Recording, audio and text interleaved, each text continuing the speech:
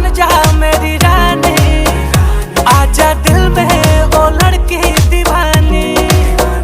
तेरा प्यार है जैसे प्यासे को पानी, आजा दिल में वो लड़की दीवानी। मैं हूँ राजा तू बन जा मेरी रानी, आजा दिल में वो लड़की दीवानी।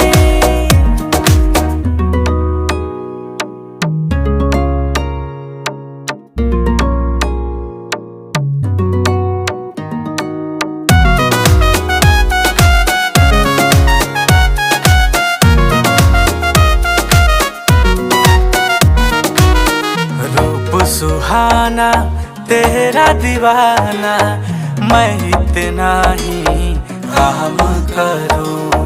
अब तो हर दिन